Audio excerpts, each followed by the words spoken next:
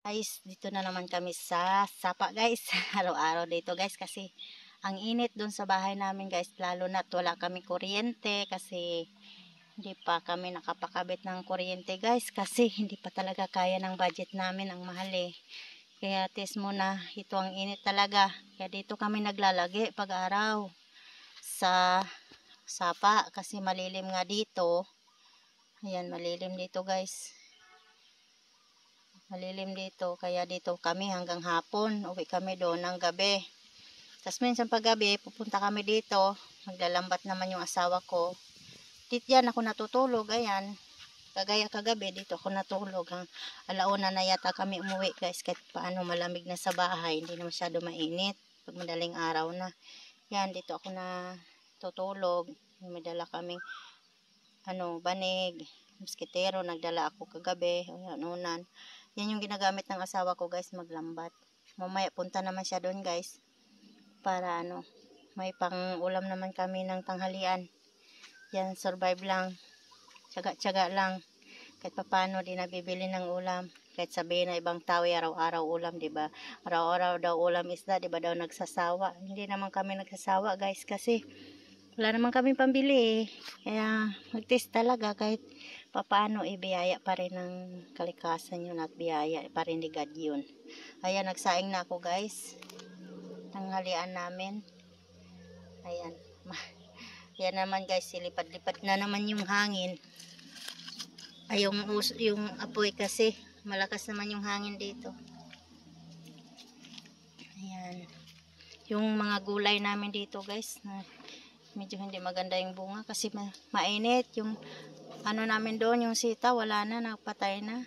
Kasi sobrang init. Tsaka ang layo ng kuhaan ng magdilig guys doon, no? Doon ako nagkukuha ng pangdilig sa sapa, malayo.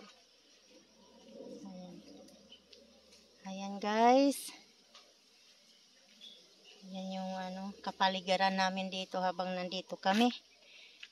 Nalilim dito, sarap naman ang hangin dito. Diyan, maraming kawayan. Dito kami palagi, araw-araw guys. Kasi ang init sa bahay. Kaya kahit gabi dito kami guys. Kasi hanggang madaling araw. Kasi malamig. Sa bahay pag mga umpisa ng alas 8, alas 9, alas 10, hindi ka makatulog. Sa init talaga. Kaya dito kami. Hanggang madaling araw kami guys. Ayan, kasama na naman namin yung aming mga gwardiya. Ayan, kasama din yan sila. Araw, gabi din namin kasama yan dito guys. So guys, update ko na lang kayo mamaya guys. Pag may huli yung asawa ko. Pang ihaw na naman namin. Wala namang ibang gawin kundi ihawin kasi wala.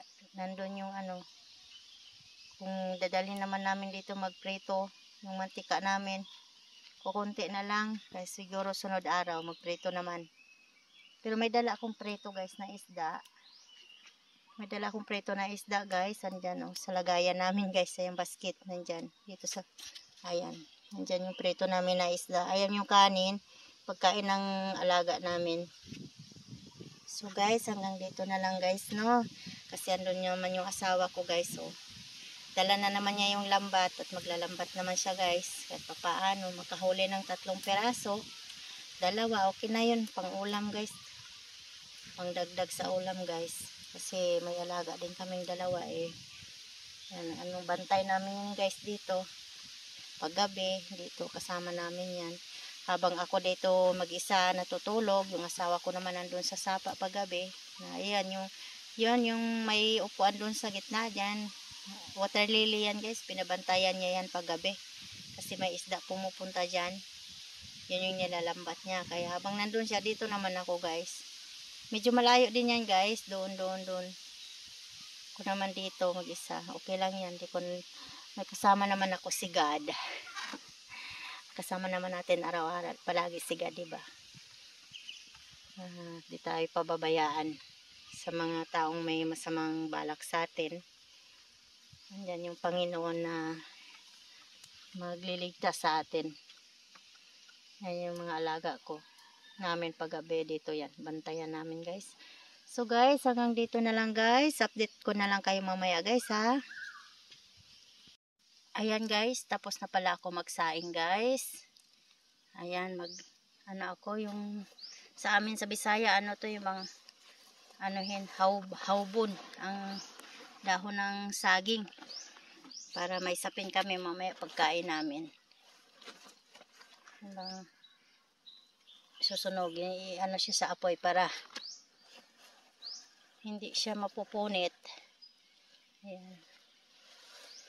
Lagyan namin ng pagkain mamaya guys, pagkain namin. Ayan.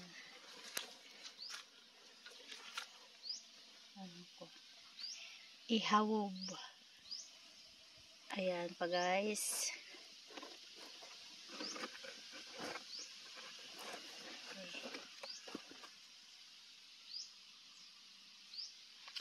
Susunog. Sa apoy. Ayan. Okay, mainit.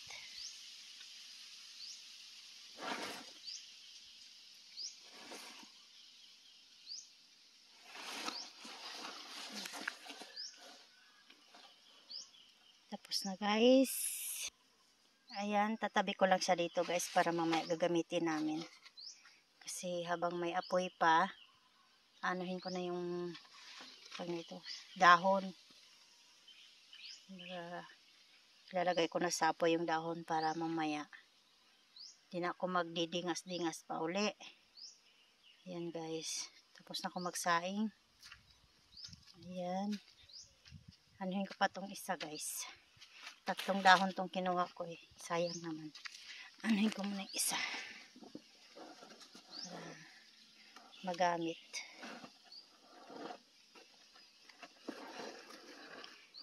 Kasi pag hindi siya ganito yan sa apoy mabilis mapunit yung dahon.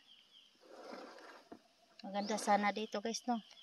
May susumanin kagaya ng kamuting kahoy, malagkit. Isusuman kasi maraming dahon dito. Ang saging. So wala naman tayong susumanin kasi yung aking kamuting kahoy maliliit pa. Hindi pa naglaman. Wala naman tayong pambili ng malagkit. Kaya yan, doon yung kamuting kahoy ko guys, yan, yung doon. Kamuting kahoy ko yan dyan guys, yan, kaso maliliit pa. Maliliit pa yan guys.